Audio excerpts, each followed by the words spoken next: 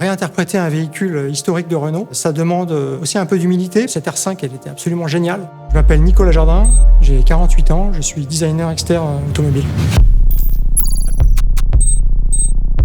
L'objectif était clair, c'était de réinterpréter la R5 de l'époque, mais de la propulser dans la modernité. La R5, elle avait ce regard tout à fait particulier et on a beaucoup déployé d'énergie pour essayer de justement focaliser là-dessus et pour faire en sorte que sur notre concept, ça soit un élément prépondérant, un élément vivant même. Donc le dessin animé promotionnel de la R5 dans les années 70 nous a vraiment donné l'envie de retraduire le côté vivant de la R5 prototype. Et c'est pour cette raison qu'on a vraiment cherché à retraduire le clin d'œil iconique de la R5 de l'époque. On a analysé un petit peu la géométrie de ce phare, ses proportions, ses contours, les valeurs de rayon même, à l'aide de photos, beaucoup de photos d'époque. Et en fait, on a redessiné notre phare en essayant de faire le tri là-dedans et de garder évidemment ce qui fait l'essence même du regard de la R5. On avait aussi bien sûr toutes les libertés d'aujourd'hui, puisqu'on a des technologies aujourd'hui, par exemple la technologie matricielle qui permet de faire des phares extrêmement compacts. On s'est inspiré des anti-brouillards de la R5 de l'époque pour intégrer dans la partie basse de la R5 prototype des feux diurnes qui sont ces gros carrés coins ronds. Le logo prend vie en s'allumant et déclenche une animation lumineuse qui s'étend jusque dans les phares.